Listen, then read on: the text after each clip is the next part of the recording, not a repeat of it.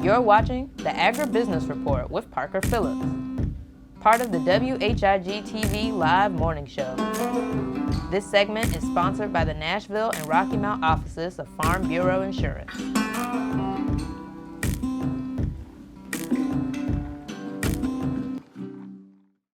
Well, a great big howdy to everybody. It's good to see everyone. This is a special edition of the Agribusiness Report, and I have with me a guest and a good friend from Cary, North Carolina, Michelle Grainger. And Michelle is with the North Carolina Sweet Potato Commission. Michelle, thank you for coming to Rocky Mount, and I know you have a lot of sweet potato growers here in this locality, so I know you travel this way periodically. But concerning the Sweet Potato Commission, give us a description of what it is and what you all do and what your role is. Certainly. First, let me say thank you, Parker, for inviting me to join you today. The North Carolina Sweet Potato Commission was created in 1961, and the idea around that at that point in time, as well as today, was all around the promotion and marketing of the North Carolina sweet potato to help create market opportunities for our growers to have a place to sell their potatoes ultimately. And in doing so, the Commission also has a mission of education. So while we're creating markets to grow consumer demand and consumption, we need to educate our consumers as well. Why is the sweet potato the superfood that it is? What are those nutritional values? How do you cook it? All the different applications that you can cook it, the research that goes into it, and certainly the advocating for agriculture and how important agriculture is to each and every one of us every day. Well, that's quite a diverse responsibility and a wide spectrum of functions and roles. And you are the spokesperson for the commission, and you perhaps are a liaison between the growers and the commission and outreaches such as that. Absolutely. So as executive director, one of my primary roles is to be the spokesperson for the North Carolina Sweet Potato Commission and for our producers, packers, and shippers. And so I do get out and I meet as many as I can and to do my best to represent them. And hopefully before we finish our little visit, we'll talk a little bit about the packers and shippers, because that is a big part of the sweet potato industry.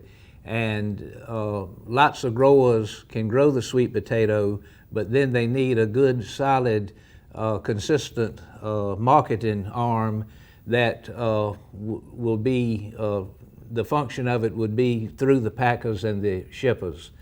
But right now we are in an Indian summer mode here in on the calendar.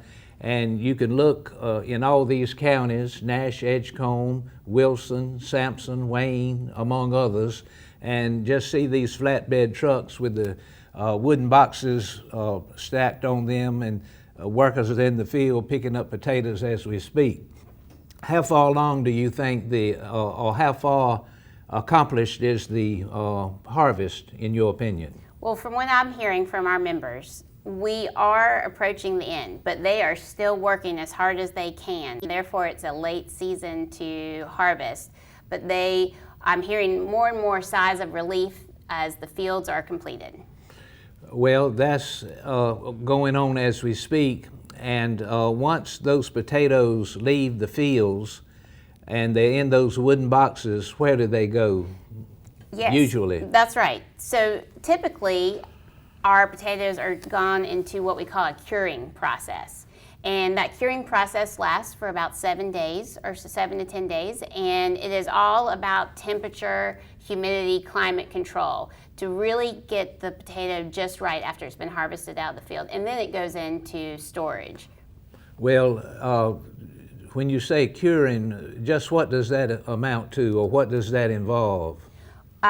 Well, basically, I've heard many of our growers say it's putting them to sleep, the potatoes, that is. Yes. Mm-hmm. And creating an environment that is warm enough so that they don't have as much of a shock to the system coming out of the soil, and then staying within a certain temperature for a certain number of days so that they do go to sleep and are treated very much like the root vegetable that they are. Well, let me grab at a straw Sure. on this.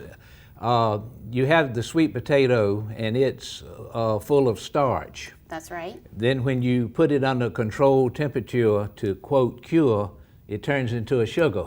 That is absolutely correct. Yes. And those sugars are very conducive to diabetics and people who otherwise would have to avoid raw sugar, perhaps. No, it's no perhaps about it. You're spot on, and that's one of the reasons why we call the sweet potato the superfood, because particularly for those with diabetes and other health challenges that need to watch their sugar intake, they can have sweeteners through the sweet potato itself. And there are so many different processes and value add options that come out of the sweet potato that can be used as sweeteners now in numerous sources that you might not think of. That's one reason, among others, that it is a superfood. It has such diversity. As we speak once more, with these potatoes coming out of the field and going to the storage bins and the warehouses and whatever, what would the average yield be, perhaps? So the average yield is about 400 bushels per acre. Mm-hmm. And a bushel is approximately 50 pounds. And so we say the average pound out of an acre is around 20,000 pounds. Well, I don't keep up with it as precise as what you have described, but I've heard from some growers myself in visiting that they have far exceeded the 400 bushels in some fields and some farms. So the yield, I think, is going to be pretty good overall. So this season, as with the rest of 2020 has been very tenuous in certain regions, and it really has depended on the geographic location of where your particular farm is as to what your yields are looking to be like. So I think in the end it will balance out, but you're correct. There are some growers who have seen much higher than what I just said. What plant group is the sweet potato? What does it originate from? The morning glory plant. So that's a weed. Yes, it is. But for a layperson's interpretation, the sweet potato is a vegetable. It certainly is. And if it came from the morning glory, I've seen and know of many housewives who have taken a sprout and put it in a glass of water and put it on the windowsill, and it would grow a sweet potato plant. And so that's an old custom that's a lot of people growing up can think back on from home and their parents and so forth. People talk and are fairly familiar with Irish potatoes. Is the Irish potato and the sweet potato kin, or are they, what is the difference perhaps?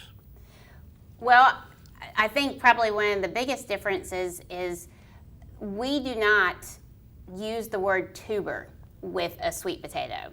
And a tuber is often utilized when talking about the Irish potato. Mm-hmm. Instead, we refer to the North Carolina sweet potato, or any sweet potato for that matter, as a root vegetable. Mm-hmm. And to me, that is one of the largest differences in it, with the exception of going beyond all the nutritional value, of course. Well, I may be bordering on getting too technical, but you hear the term yam and you hear the term sweet potato.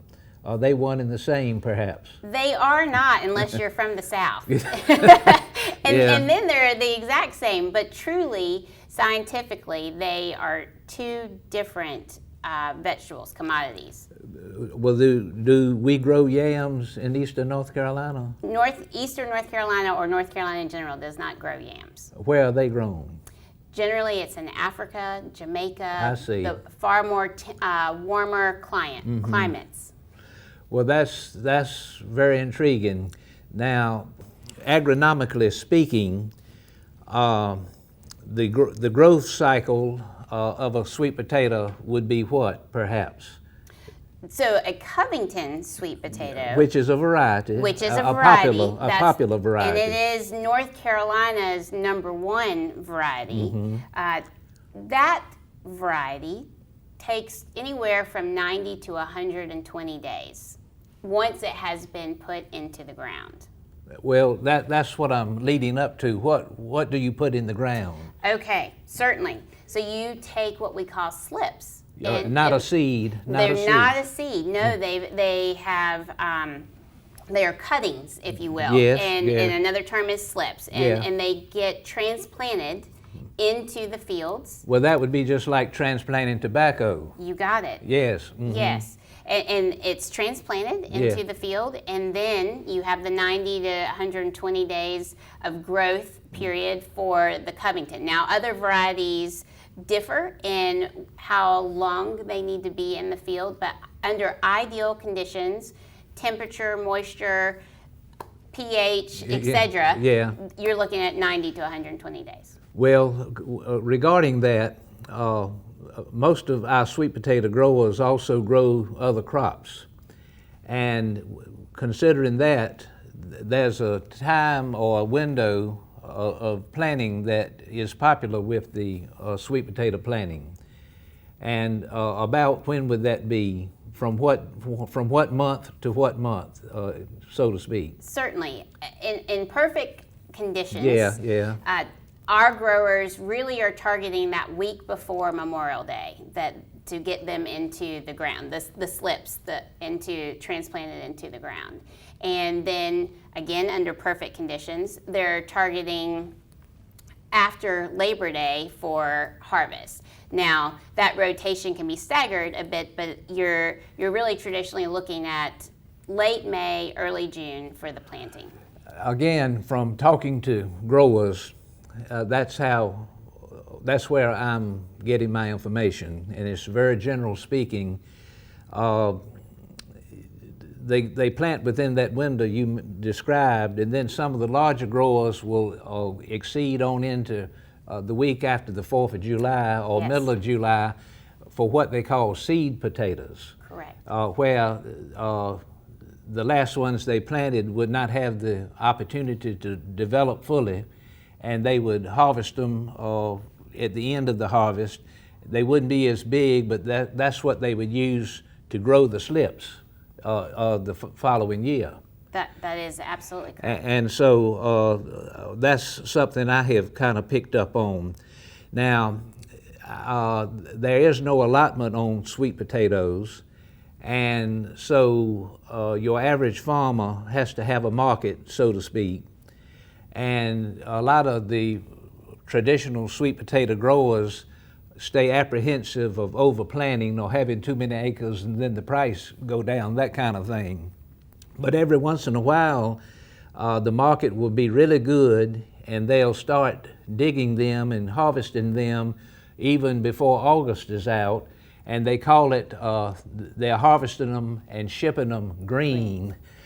Tell everybody what a green sweet potato is. Well, a green sweet potato has not really had the opportunity to cure and sit in storage as traditionally most of our potatoes do. Instead, they leave the field fairly quickly and go straight to market. Yes, and really don't have the opportunity to officially cure. That's exactly right. They might cure some on their own.